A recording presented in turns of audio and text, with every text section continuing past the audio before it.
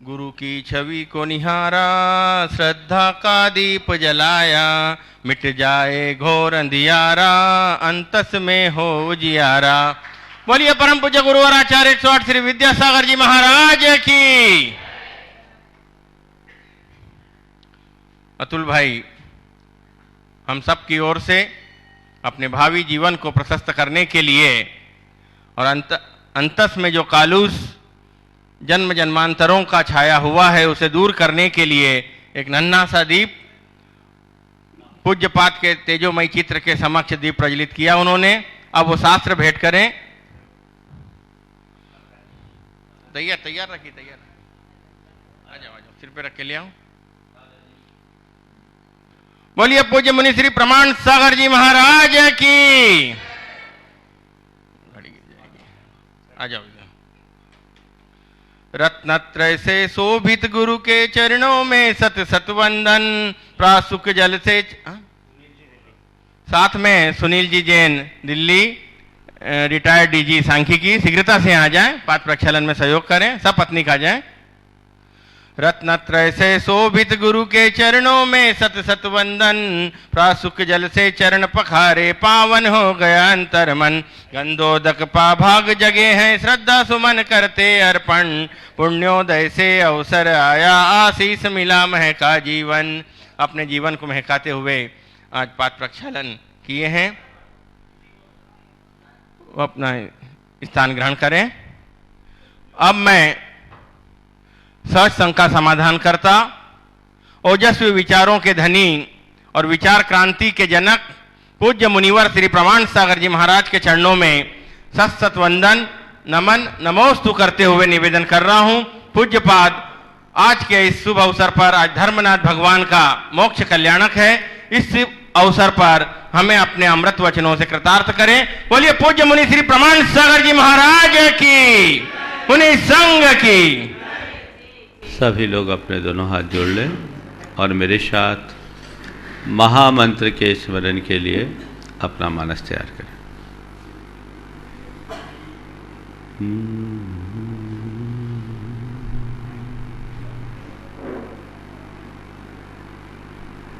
नमो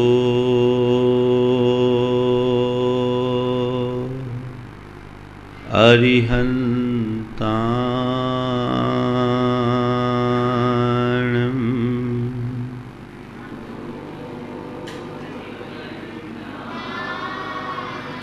नमो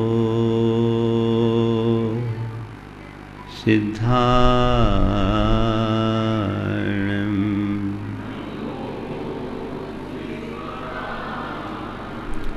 नमो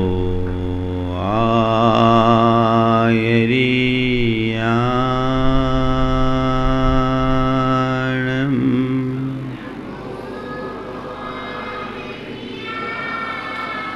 नमो उवज्झायाणं,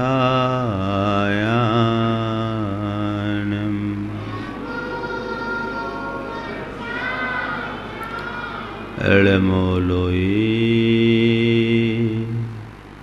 सवसाहुनं,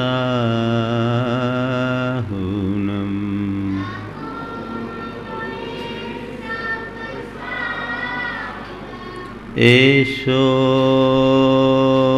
पंचेणमुयारो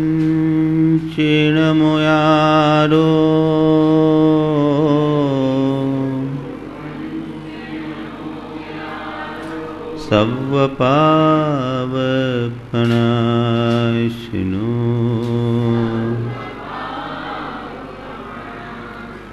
मंगलार्णं च सवेशिम्,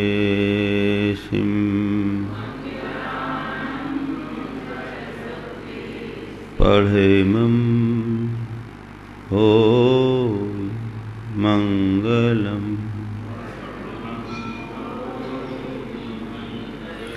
जय बोलो देवादिदेव एकाधराट श्री भगवान महावीर स्वामी की, अहिंसा परमो धर्म की, परम पूज आचार्य गुरुवर श्री विद्यासागर जी महाराज की।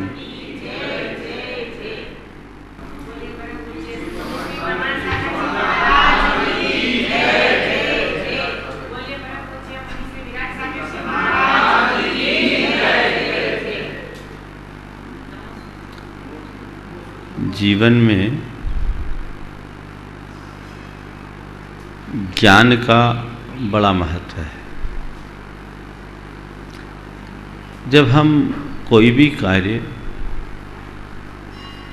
ज्ञान संपन्न होकर करते हैं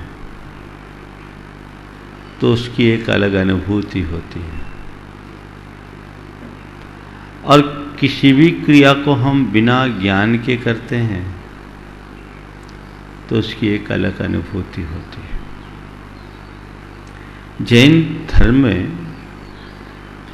जीवन के उत्थान के लिए कहा गया कि तुम अपना कल्याण करना चाहते हो तो ज्ञान को प्राप्त करो।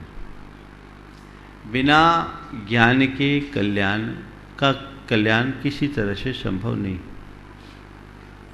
यहाँ तक लिखा कि ज्ञान बिना न आन जगत में सुख को कारण, यह परमामृत जन्म जरा मृत्यु रोग निवारण। ज्ञान के बिना और कोई दूसरा हमारे सुख का कारण नहीं है, और यह वह परमामृत है जो हमारी जन्म जरा और मृत्यु रूप रोग का निवारण करता है। विगत दिनों हमने सम्यक दर्शन की चर्चा के प्रसंग में सम्यक दर्शन के गुणों की विस्तृत चर्चा की।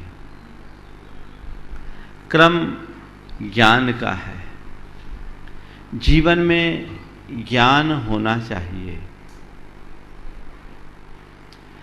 और वो ज्ञान कैसा होना चाहिए? जब कभी भी हम ज्ञान की बात करते हैं तो यहाँ उपस्थित हर व्यक्ति के अंदर कुछ न कुछ ज्ञान तो है कि नहीं? आप अपने आप को ज्ञानी मानते हो या मूर्ख?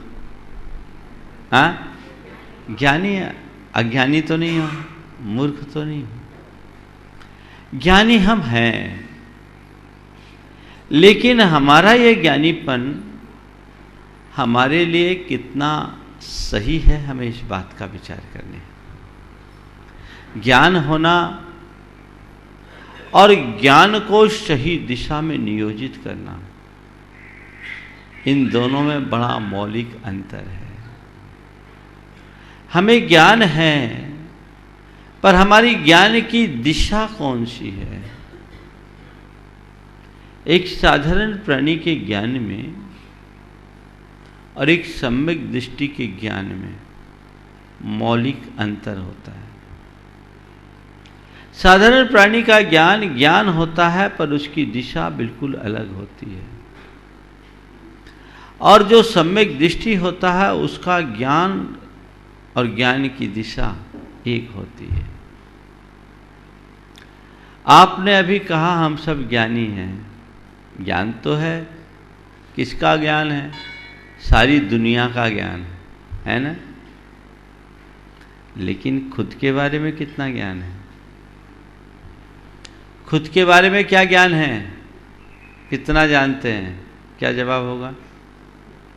दुनिया के विषय में मुझे पर्याप्त जानकारी है, लेकिन खुद के बारे में खुद से मैं अनभिज्ञ हूं। अगर हमने खुद के बारे में कोई जानकारी अर्जित भी की है तो बड़ी सतही।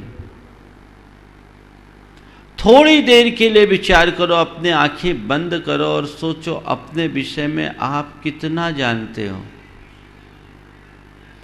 आंखें बंद करिए, 10-20 सेकेंड आंखें बंद करके दिमाग दौड़ाइए। आपके अंदर क्या उत्तर आ रहा है आपको सोचना है, ताकि हमें अपनी वास्तविकता का एहसास करने में सहूलियत हो। मैं अपने विषय में क्या जानता हूँ? अपना नाम, अपना रूप, अपना जन्म, अपने माँ बाप, अपने कार्य क्षेत्र, अपनी दुनियादारी, अपना परिवार, अपने परिजन, यही आ रहा है ना? हम अपने विषय में जो भी जानते हैं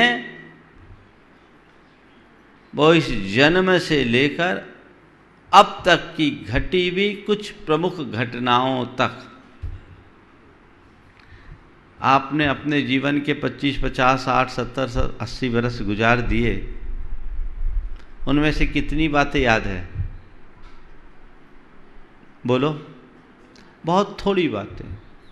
और जो भी हम अपने विषय में जानते हैं, जानने की कोशिश करते हैं, तो हमारा ज्ञान इस जन्म से लेकर अब तक की घटित घटनाओं तक सीमित रहता है। उनमें भी वे ही घटनाएं जिनने हमारे चित्त पर अपनी अमिट छाप छोड़ी है, जो हमारी स्मृति के कोश में आज भी सुरक्षित है। बहुत सारी बातें तो हम विस्मृत कर चुके हैं, उनकी हमें कोई स्मृति नहीं, उनका हमें कोई आभास नहीं, उनका हमें कोई एहसास नहीं। तो स्वयं के बारे में हमारा कितना बड़ा ज्ञान है, बहुत बड़ा ज्ञान है। पर किसी सच्चे ज्ञानी से पूछोगे तो कहेंगे कि तुझे खुद का कुछ भी ज्ञान नहीं है। स्वयं के विषय में तू जिस ज्ञान की बात कर रहा है वो तू है ही नहीं। तू अपने आप से कितना अनजान है, ये तेरा कितना बड़ा अज्ञान है। आपने अभी अपनी दृष्टि अंदर दौड़ाई, आंखें बंद करके आपने विषय में सोचा, तो जो कुछ भी है वह सब शरीर और शरीर के स्तर से जुड़े हुए संबंधों की बात थी ना। क्या आप वही हो? आगे के विषय में सोचोगे तो कितना आगे तक जाओगे? ज्यादा से ज्यादा अगर सोचोगे भी तो यही आएगा, मौत, चिता, और बहुत आगे बढ़ गए तो परलोक में स्वर्ग, नरक तो शायद दिखेगा ही नहीं। इसके आगे हमारा ज्ञान कितना सीमित है। हमने अपने आप को जन्म और मृत्यु की दो घटनाओं के मध्य सीमित कर लिया और उसे ही अपना जीवन मानने का भ्रम पाल लिया। संत कहते हैं हमारा जीवन जन्म और मृत्यु के बीच घटित होने वाली घटना मात्र नहीं है, हमारा जीवन एक लंबी संतति है जो जन्म के पहले भी थी और मृत्यु के बाद भी रहेगी। उसे जानो, उसे पहचानो।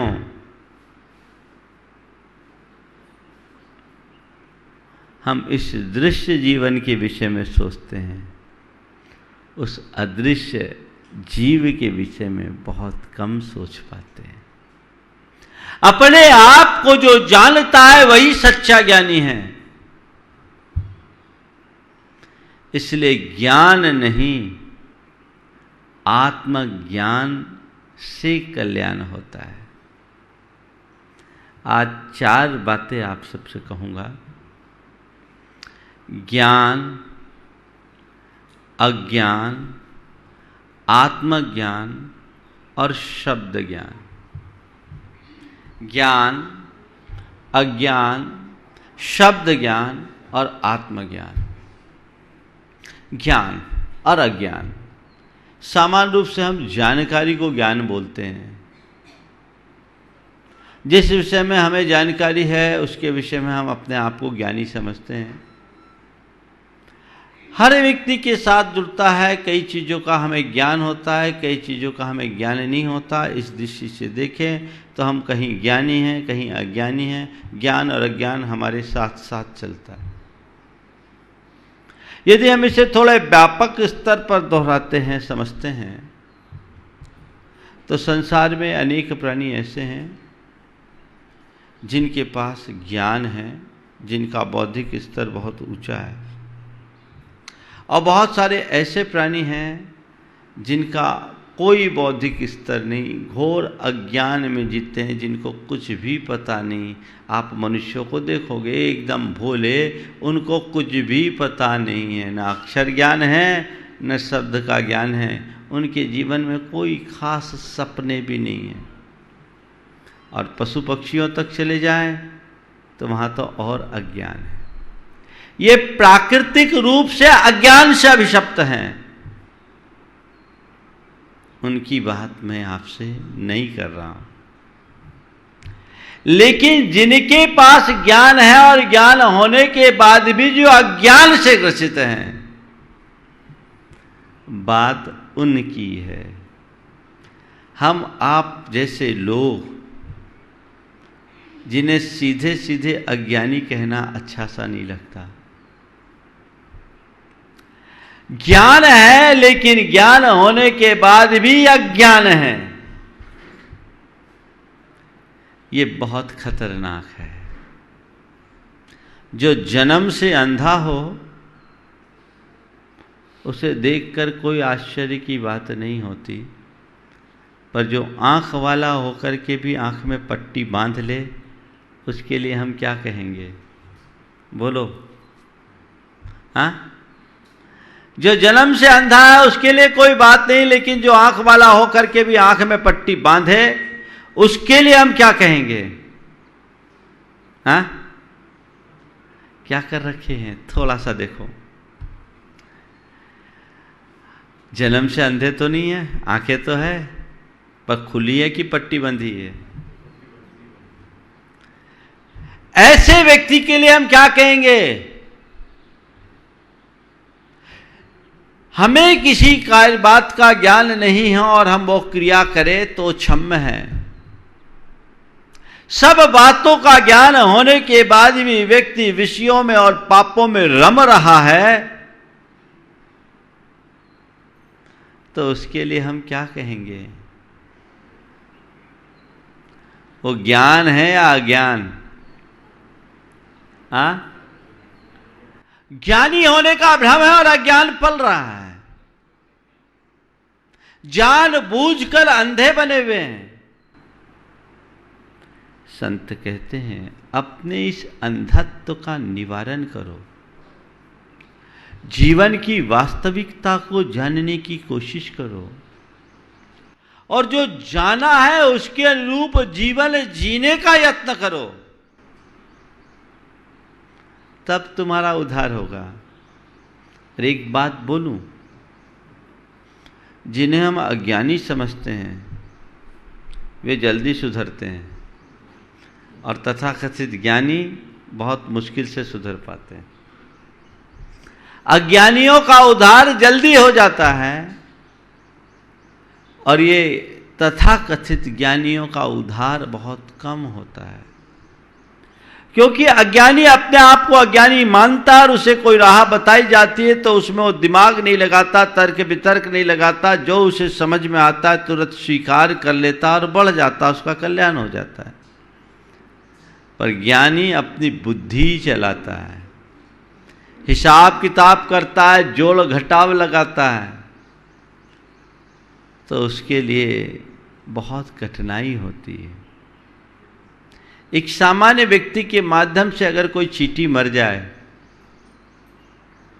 अगर वो धर्मी है, पाप भीरू है, तो उसके मन में घोर आकुलता होगी, अरे मेरे द्वारा अनर्थ हो गया, है ना। लेकिन अगर कुछ किताबें पढ़कर ज्ञान पा लेने वाला व्यक्ति है, वो अगर देखेगा तो अच्छा चींटी मरी है, 3 इंद्रिय जीव है, चलो प्रायश्चित में 3 माला फेर लेंगे, बात खत्म। क्या हुआ? ये किसकी लीला है? ये ज्ञान अच्छा है और अज्ञान अच्छा? बोलो, ये ज्ञान अच्छा या वो अज्ञान अच्छा? समझ में आ रही बात आपको? ज्ञान होना चाहिए, पर वो ज्ञान की दिशा सही होनी चाहिए। आजकल उल्टा हो रहा है, लोग ज्ञान पा रहे हैं और ज्ञान नहीं, ज्ञान के नाम पर केवल सूचनाओं का संग्रह कर रहे हैं, जिसे कहा जा सकता है वो शब्द ज्ञान है। कौन सा ज्ञान है? Collection of information. उसके आधार पर वो अपने आप को ज्ञानी मानने का भ्रम पाले हुए हैं, बल्कि ज्ञान का अभिमान भी कर रहे हैं, दूसरों को ज्ञान बांटने की भी कोशिश कर रहे हैं, पर खुद अज्ञानता में जी रहे हैं। संत कहते हैं इसमें भला होने वाला नहीं है। अगर तुमने ज्ञान पाया है तो उसे जीवन के स्तर पर जीने की कोशिश करो। 4 किताबों को पढ़ लेने से ज्ञान नहीं आता, नॉलेज बढ़ सकता है, तुम्हारे पास सूचनाएं बढ़ सकती है, पर ज्ञान जो अंतर की समझ है उसका विकसित होना बहुत मुश्किल है। कबीर ने ऐसे लोगों को फटकारते हुए बहुत अच्छी बात लिखी, जो केवल शब्द ज्ञान को महत्व देते हैं। उनके लिए उन्होंने लिखा कि पढ़ पढ़ कर पत्थरा भय, लिख लिख कर भय ईंट। पर पढ़ पढ़ कर पत्थरा भय, लिख लिख कर भय ईंट, और अंतरधारा प्रेम की लगी न एको छींट। पढ़ पढ़ करके पत्थर हो गए, लिख लिख करके ईंट हो गए, लेकिन अंदर कोरे के कोरे, कोई काम का नहीं। ज्ञान हो, कल्याण की दिशा में हो। मैं जब ब्रह्मचारी था, खुरै की बात है, वाचना चल रही थी, बड़े बड़े सिद्धांत शास्त्री विद्वान आए हुए थे, सब वयोवृद्ध थे, 80 से ऊपर के थे।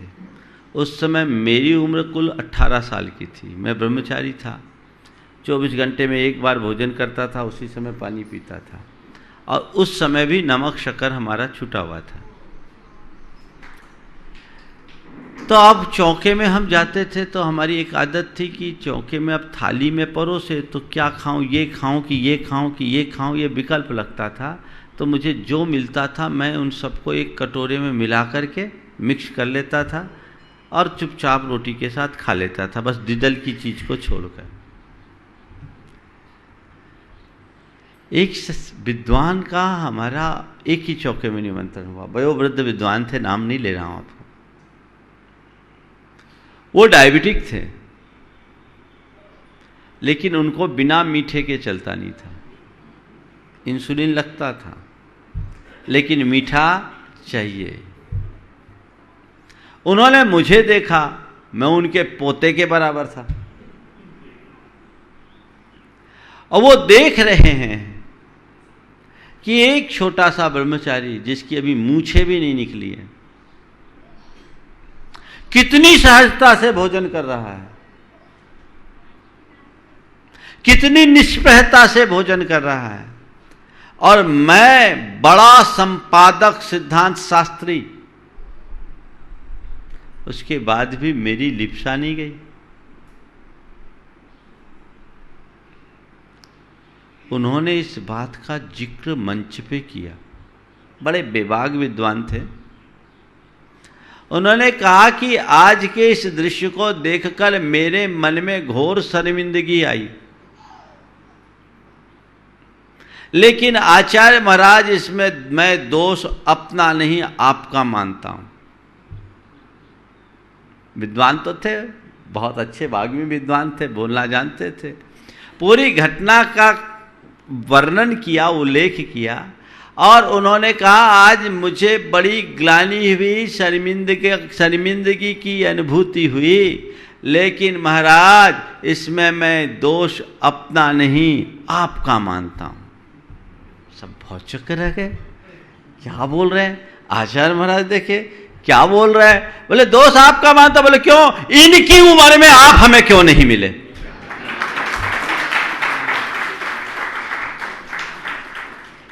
अगर इनकी उम्र में आप मिल गए होते तो हमारे जीवन की दिशा बदल गई होती।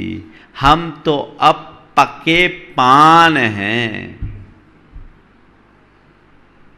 उन्होंने ये बात दोहराई कि एक व्रती के पास जो ज्ञान मिलता है वो अव्रती से नहीं मिल सकता।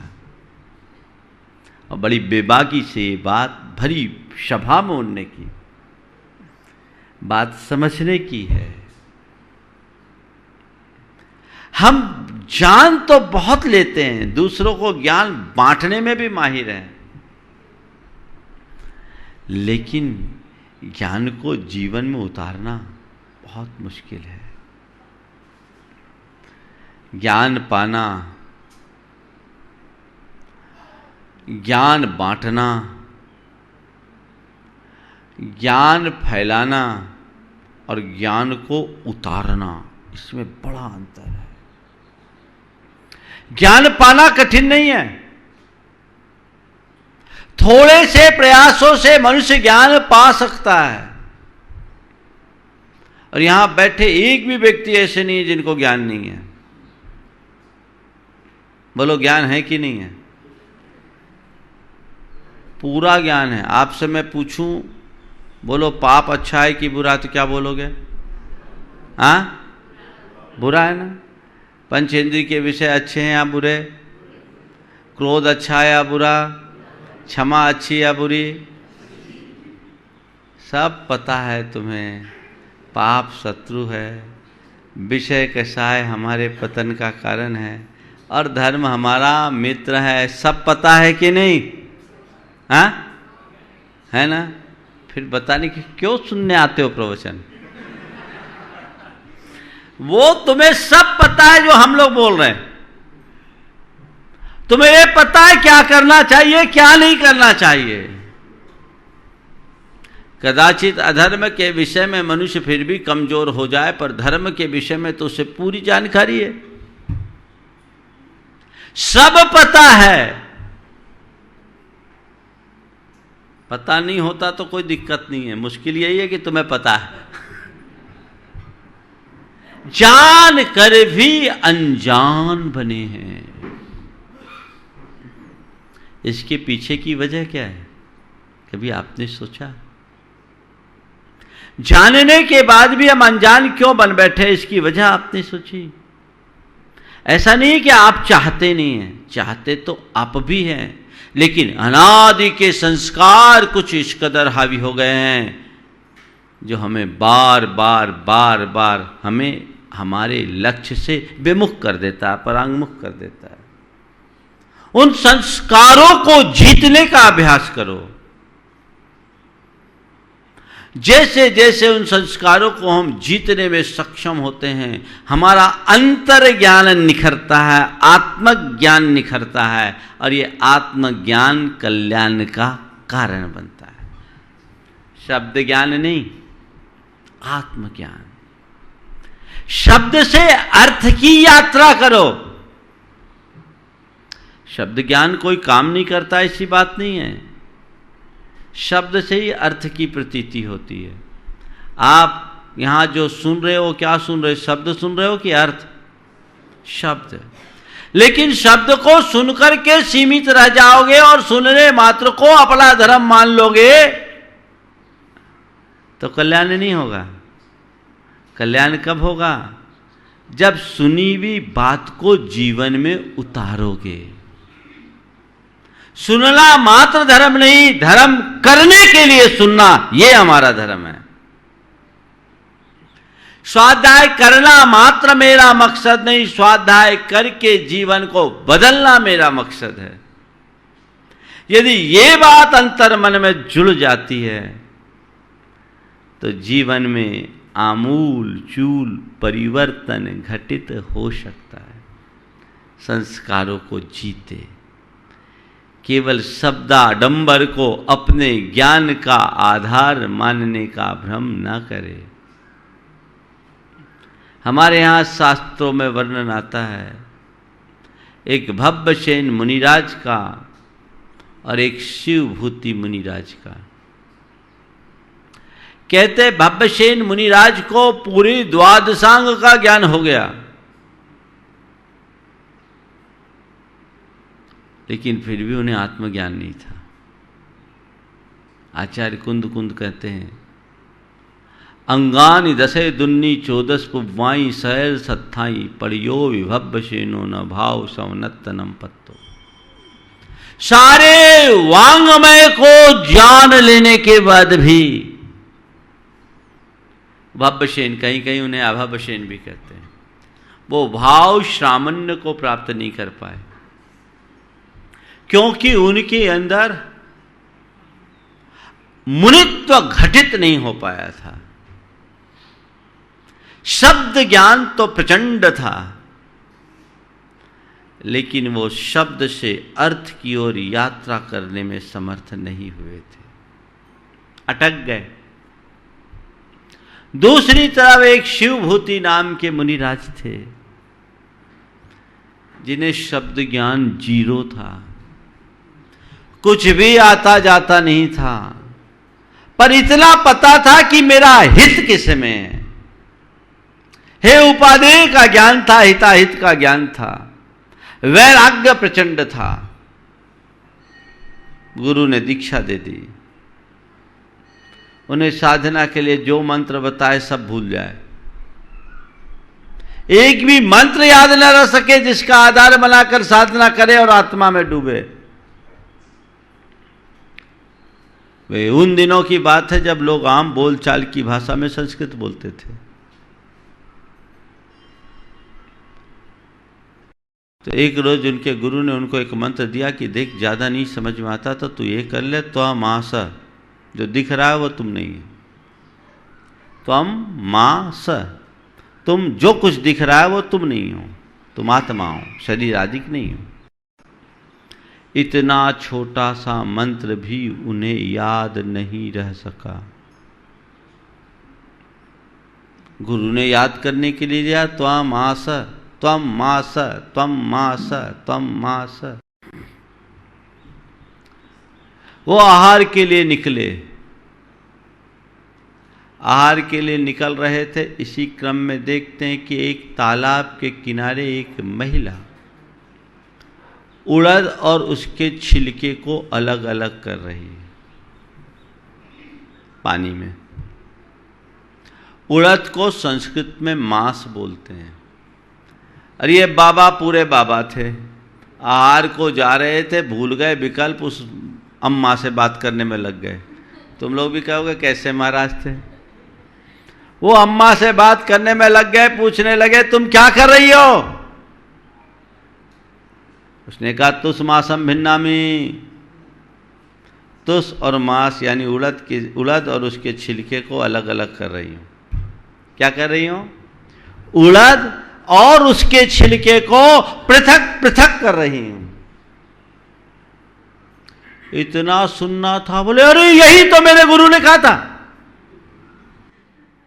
यही मंत्र तो दिया था, तुस मांस भिन्नम, तुस शरीर, मांस आत्मा, ये दोनों भिन्न भिन्न है, पृथक पृथक है, पृथक पृथक है, पृथक पृथक है। आहार का विकल्प छोड़ा, जंगल में जाकर आत्म ध्यान में डूबे और तुस मांस भिन्नम, तुस मांस भिन्नम, तुस मांस भिन्नम। शब्द अलग है, अर्थ अलग हो गया। तुस यानी शरीर, मांस यानी आत्मा। शरीर आत्मा भिन्न है, ये शरीर अलग है, आत्मा अलग है। मैं शरीर नहीं, मैं आत्मा हूं, मैं शरीर नहीं, मैं आत्मा हूं। तुस मासम घोषंतो शिवभूति केवली जादो। उन्हें उसी तुस मास भिन्नम, तुस मास भिन्नम, तुस मास भिन्नम की स्मृति से केवल ज्ञान हो गया, अनुभूति कर लिए। ये है शब्द से अर्थ की यात्रा। हमारे हृदय में वो भाव जगना चाहिए,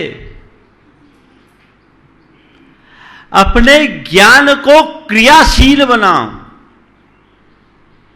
कर्तव्यनिष्ठ बनने की कोशिश करो। लेकिन ये तब होगा जब हमारे मोह के संस्कार मंद पड़ेंगे।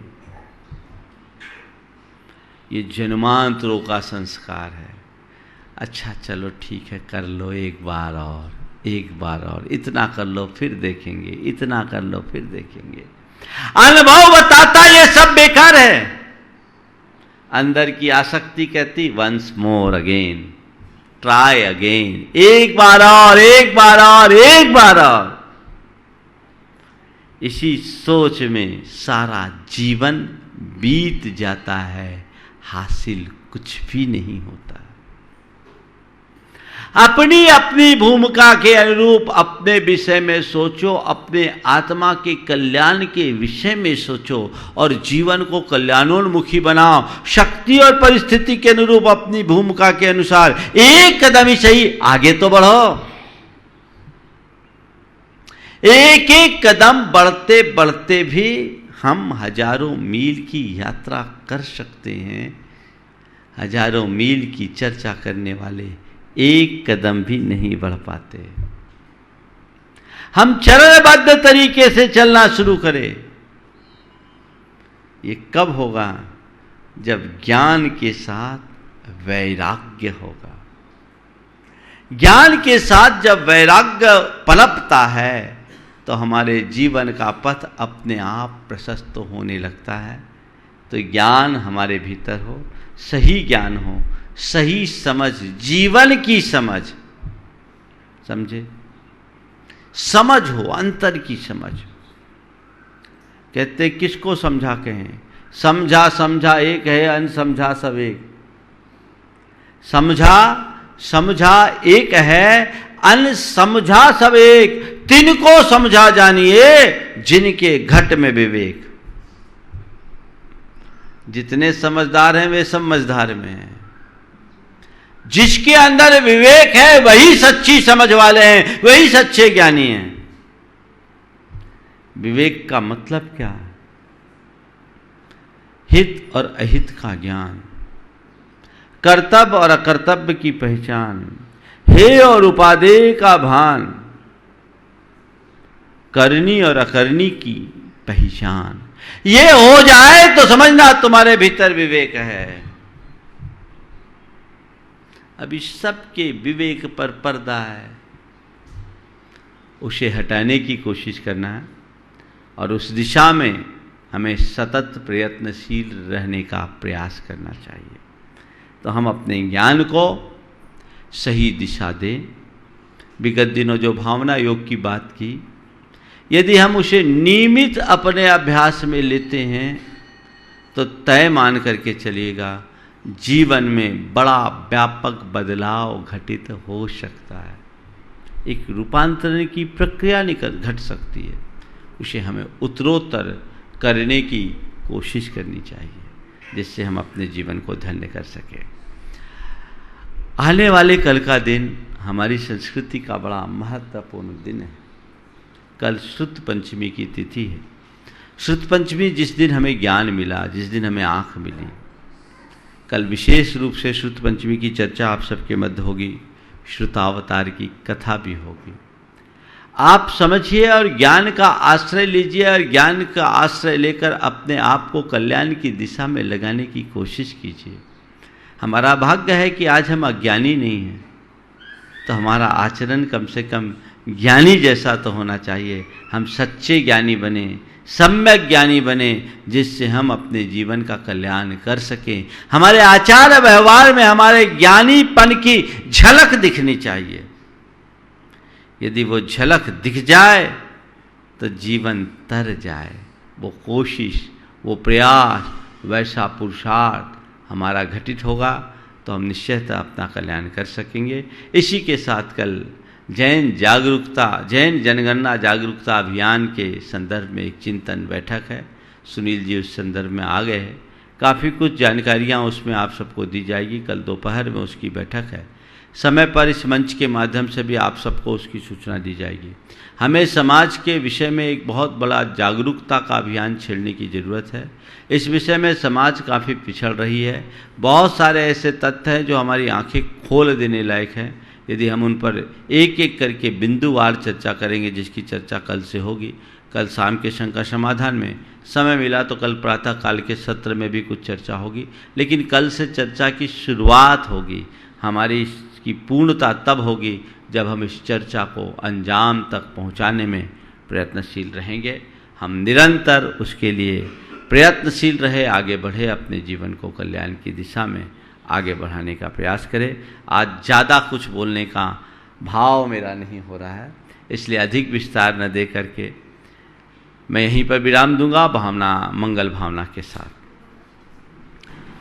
मंगल मंगल होए जगत में सब मंगलमय होए।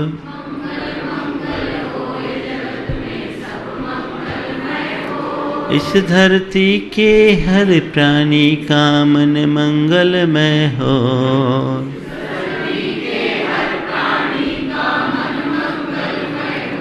कहीं क्लेश कालेश रहे ना दुख कहीं भी हो।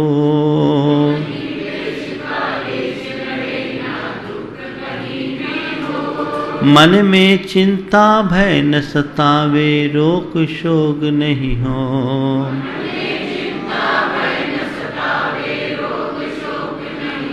नहीं बैर अभिमान हो मन में क्षोभ कभी नहीं हो।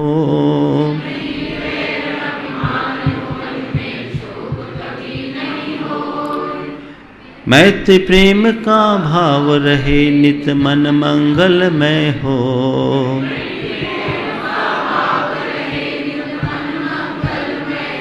मंगल मंगल होए जगत में सब मंगलमय हो।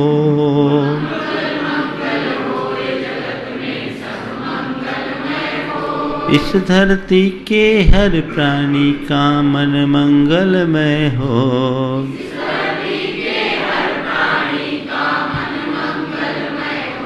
मन का सब संताप मिटे अरु अंतर उज्ज्वल हो।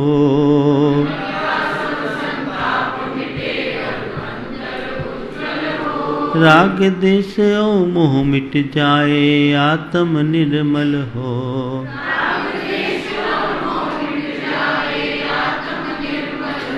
प्रभु का मंगल गान करे सब पापों का क्षय हो।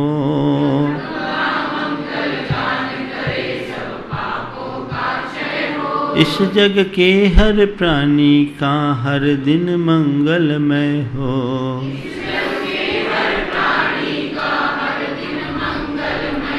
मंगल मंगल होए जगत में सब मंगलमय हो।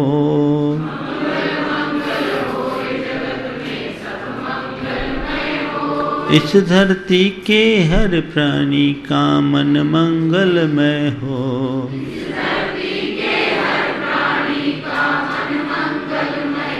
गुरु हो मंगल प्रभु हो मंगल धर्म सुमंगल हो।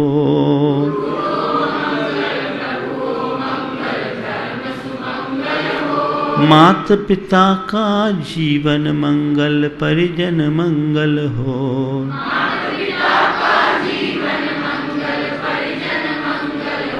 जन का मंगल घन का मंगल मन का मंगल हो।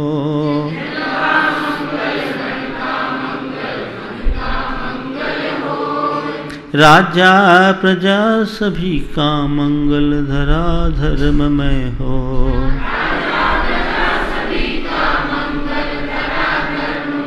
मंगल मंगल होए जगत में सब मंगलमय हो।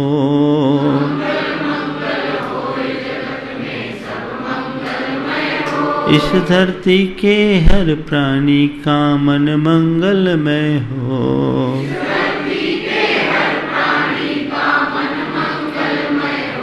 मंगलमय हो प्रातः हमारा रात सुमंगल हो।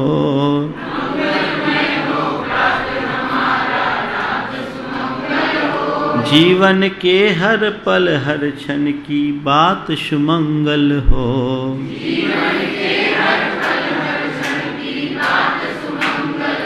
घर घर में मंगल छा जावे जन जन मंगल हो।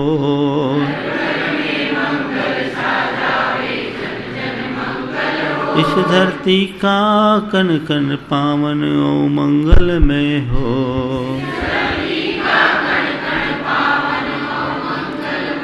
मंगल मंगल होए जगत में सब मंगलमय हो।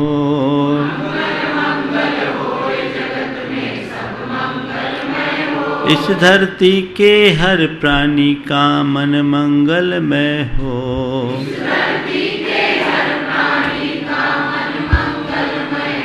सब जग में मंगल बढ़े टले अमंगल भाव, है प्रमाण की भावना, सब में हो सद्भाव। जय बोलो परम पूज्य आचार्य गुरुवर श्री विद्यासागर जी। जय।